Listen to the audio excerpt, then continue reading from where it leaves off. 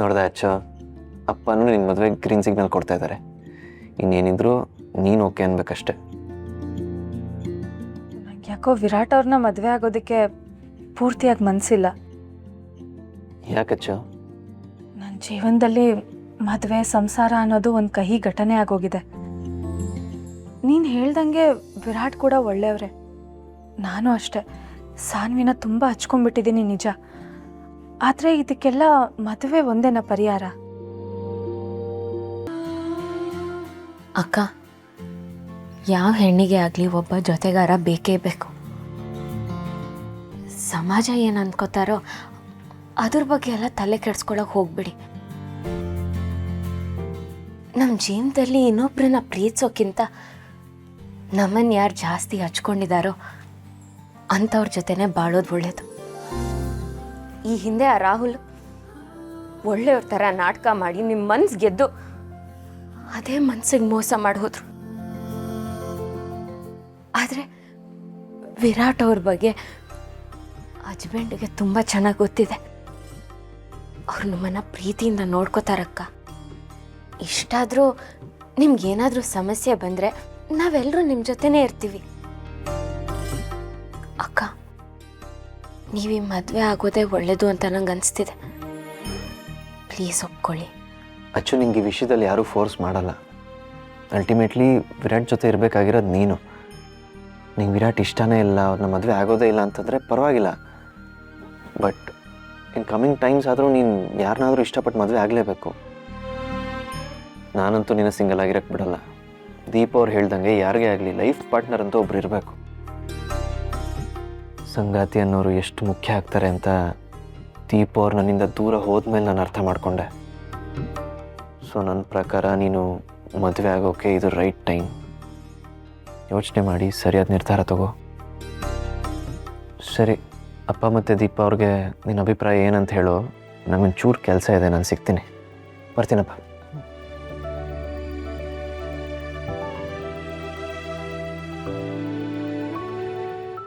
ಯಾಕಕ್ಕ ಇಷ್ಟೊಂದು ಯೋಚನೆ ಮಾಡ್ತಿದ್ದೀರಾ? ನೀವು ವಿರಾಟ್ ಅವ್ರ ಮನೆಗೆ ಹೋಗೋಕ್ಕೆ ಶುರು ಮಾಡ್ದಾಗಿಂದ ನಿಮ್ಮಲ್ಲಿ ಸಾಕಷ್ಟು ಬದಲಾವಣೆ ಕಾಣಿಸ್ತಿದೆ. ಲವಲವಿಕೆಯಿಂದ ಇರ್ತೀರಾ. ಸಾನ್ವಿನ ಸ್ವಂತ ನಿಮ್ಮ ಮಗಳ ಥರನೇ ಹಚ್ಕೊಂಡಿದ್ದೀರಾ. ಅಕ್ಕ, ನೀವು ನನ್ನನ್ನು ಕೇಳಿದ್ರೆ ವಿರಾಟ್ ಅವ್ರನ್ನ ನೀವು ಮದುವೆ ಆದರೆ ತುಂಬ ಖುಷಿಯಾಗಿರ್ತೀರಾ ಅಂತ ನಂಗೆ ಅನಿಸುತ್ತೆ. ಪ್ಲೀಸ್ ಒಪ್ಕೊಳ್ಳಿ ಅಕ್ಕ.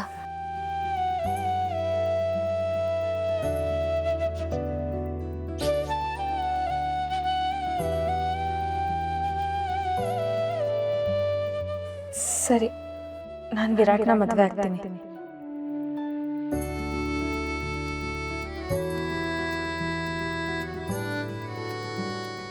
ಅಕ್ಕ, ಆದರೆ ನೀವಿದನ್ನು ಬಲವಂತದಿಂದ ಹೇಳ್ತಿಲ್ಲ ತಾನೆ? ಇಲ್ಲ. ಥ್ಯಾಂಕ್ ಯು ಅಕ್ಕ, ಥ್ಯಾಂಕ್ ಯು ಸೋ ಮಚ್.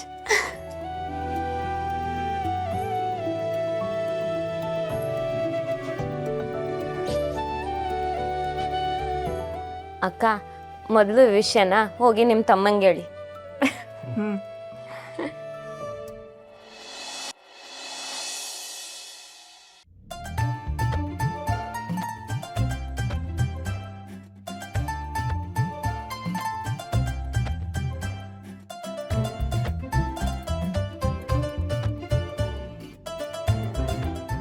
ಏನು ಹಸ್ಬೆಂಡ್ ನೀವು ಹೊತ್ತು ಗೊತ್ತು ಎಲ್ಲ ಇಲ್ವಾ?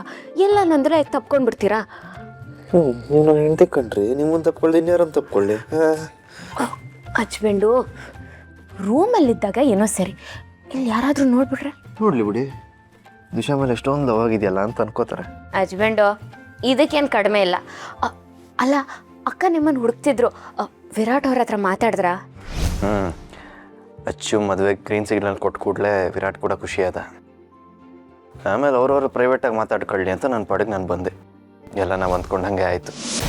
ಅಕ್ಕನ ಮಾತ್ರ ಅಲ್ಲ ಹಸ್ಬೆಂಡು, ನಿಮ್ಮ ಅದಕ್ಕೆದು ನಾವು ಅಂದ್ಕೊಂಡಂಗೆ ಆಗಬೇಕು. ಖಂಡಿತ ಆಗುತ್ತೆ, ತಲೆ ಕೆಡಿಸ್ಕೋಬೇಡಿ. ಸದ್ಯಕ್ಕೆ ಈಗ ನಾಳೆ ಅಚ್ಚು ಮದುವೆ ಮಾಡಬೇಕು. ಏನು ಹೇಳ್ತಿದ್ದೀರಾ ಹಸ್ಬೆಂಡು? ನಾಳೆನಾ? ಒಳ್ಳೆ ಕೆಲಸ ಮಾಡಬೇಕಾದ್ರೆ ಸಮಯ ಸಂದರ್ಭ ಅಂತೆಲ್ಲ ಕಾಯಬಾರ್ದು.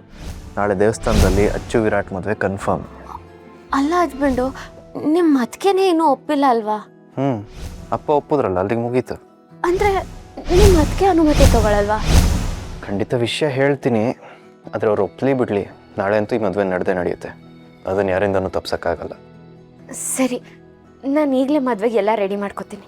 ಸರಿ, ಫೋನ್ ನೋಡೋದ್ಬಿಟ್ಟು ಮದುವೆ ಕೆಲಸ ನೋಡ್ಕೊ ಹೋಗಿ. ಅಯ್ಯೋ, ನೀವು ಫೋನ್ ಅಂದಂಗೆ ನೆನಪಾಯ್ತು.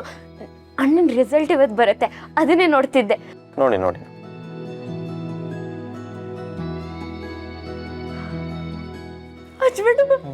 ಅಣ್ಣ ಪಾಸ್ ಆಗೋದಾ? ಹೌದಾ? ಕೊನೆಗೂ ಮತ್ತೆ ಅವ್ರು ಪೊಲೀಸ್ ಆಗೋ ಥರ ಆಯ್ತಲ್ಲ. ಹಚ್ಬಿಡು, ನನಗಂತೂ ಎಷ್ಟು ಖುಷಿ ಆಗ್ತಿದೆ ಗೊತ್ತಾ. ಶೋ, ಈ ಖುಷಿಗೆ ಏನು ತಪ್ಕೋಬೇಕು ಅಂತ ಅನ್ಸಲ್ವ ನಿಮಗೆ? ಹ್ಞೂ ಹಚ್ಬಿಡು.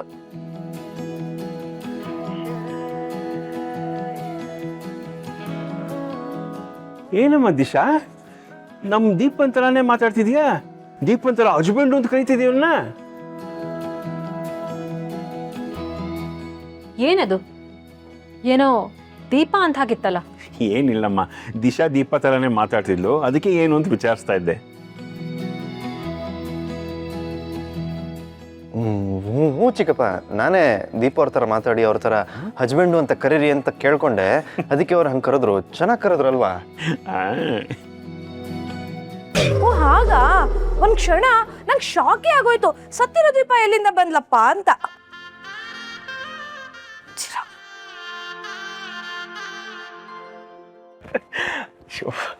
ಸತ್ಯ, ಅರ್ಚನಾ ಬಾಳಲ್ಲಿ ಮತ್ತೆ ಬೆಳಕು ಮುಳ್ದಂಗಾಯ್ತು. ಓ ಎಸ್. ಏ ಸುಕ್ಕು, ನೀನು ದಿಶಾ ಹೋಗಿ ನಾಳೆ ಮದುವೆಗೆಲ್ಲ ಅರೇಂಜ್ಮೆಂಟ್ಸ್ ಮಾಡ್ಕೊಳ್ಳಿ. ಹೋಗಿ ಹೋಗಿ ಹೋಗಿ ಹೋಗಿ ಹೋಗಿ. ಬನ್ನಿ.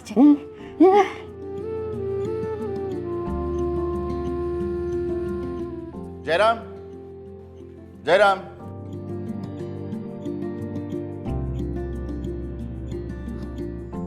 ನಮಸ್ತೆ ಸರ್.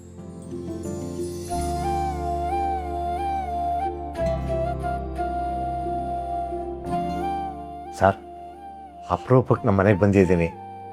ಕೂತ್ಕೊಳ್ಳಿ ಸರ್. ಜಯರಾಮ್, ನನಗೆ ನಿನ್ನ ಮುಂದೆ ಕೂತ್ಕೊಳ್ಳೋ ಅರ್ಹತೆ ಇಲ್ಲ ಅನ್ಸುತ್ತೆ. ಯಾಕೆ ಸಾಹೇಬ್ರೆ ಹೀಗೆ ಹೇಳ್ತಿದ್ದೀರಿ? ಹೌದು ಜಯರಾಮ್, ಇಷ್ಟು ದಿನ ನೀನು ಎಷ್ಟೇ ಒಳ್ಳೇದಾಗಿ ನಡ್ಕೋತಿದ್ರು, ನಾನು ಮಾತ್ರ ನಿನ್ನ ಮೇಲೆ ದ್ವೇಷ ಸಾಧಿಸ್ಕೊಂಡೇ ಬಂದೆ. ಆದರೂ ನೀನು ನನಗೆ ಗೌರವ ಕೊಡೋದನ್ನು ನಿಲ್ಲಿಸಲಿಲ್ಲ. ನಿನ್ನ ನಿಯತ್ತು ಕೆಲಸದ ಮೇಲೆ ಇದ್ದಿದ್ದರಿಂದ ನಮ್ಮ ಇಡೀ ಪೊಲೀಸ್ ಡಿಪಾರ್ಟ್ಮೆಂಟು ನಿನಗೆ ಗೌರವ ಕೊಡೋದಕ್ಕೆ ಒಂದು ದೊಡ್ಡ ಸಮಾರಂಭನೇ ಮಾಡಬೇಕು ಅಂದ್ಕೊಂಡಿದ್ದಾರೆ.